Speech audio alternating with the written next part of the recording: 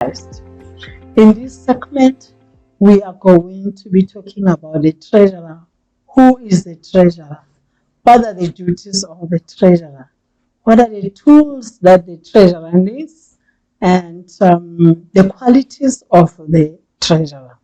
So, the church treasurer is the member of a local church where she is being nominated as a church treasurer. Just like in all other departmental leaders, you need to be elected when nominations are happening. So there will be the nomination for the church treasurer. So now the role of the church treasurer is a very important one, is a very important responsibility.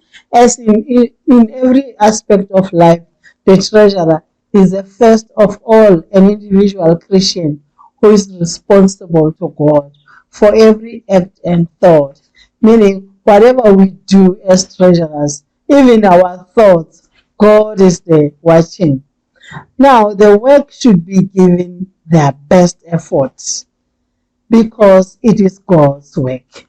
The time and effort spent are an offering to God, and nothing less than the best is appropriate. So we need to give all our time, we need to give all our abilities to the work of the Lord.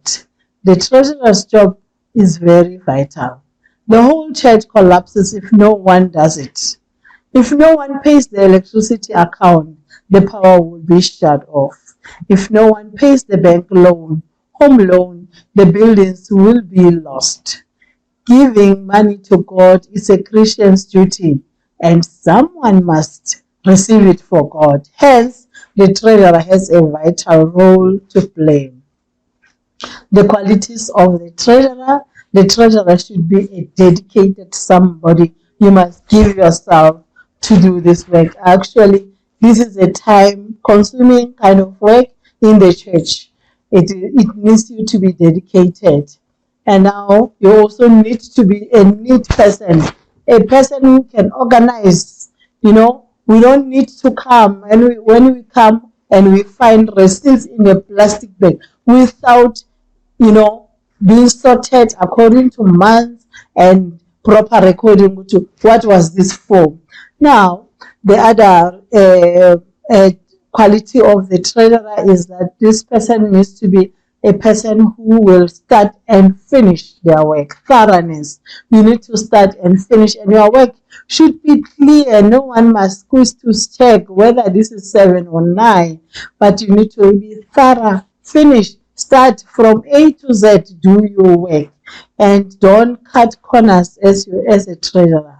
Another quality is that the treasurer needs to be a person of a closed mouth. Confidentiality is very important as a treasurer. Don't talk about the giving habits of people, that can destroy the church in its own.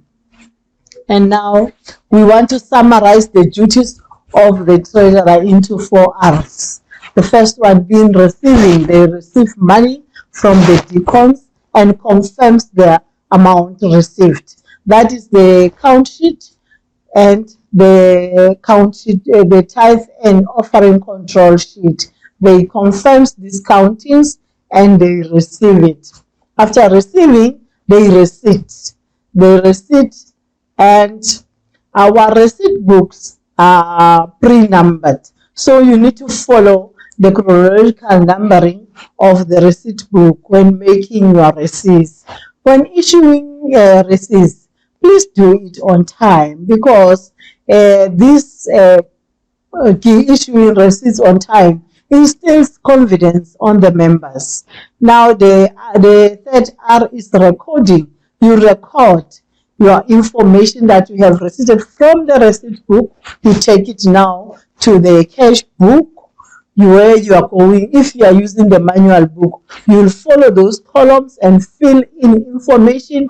Whatever is tithe, whatever is a church budget is church budget. Don't allow your work to be piled for a later stage. It can be overwhelming when you are using a manual recording. cash book, in the cash book. And also now, you can also use the Excel spreadsheet, which makes life easy. You just populate it with formulas and it will calculate for you. So there is less errors when you are using electronic versions. And now, when you are using ACMS, the new system that we are actually encouraging everybody to go into, when you are receiving already, the recording in the cash book is happening. All you have to do is to extract your reports and you give your reports. Now, reporting, very important. Don't just sit and receipt and record, but you don't give reports. The reports are given to the church and on its sitting. Each and every sitting of the church board, you have to give the financial report. And the church, when it's sitting at its business meeting, the whole church needs to know how far are we with our finances. And now on monthly basis, you send your report to the conference on or before the 7th of the following month. We should have received your report at the conference. Now, the following are the tools that the treasurer needs. A good computer. Number one, a good computer. We have sent the specs of the computer that you can use so that your record is up to date.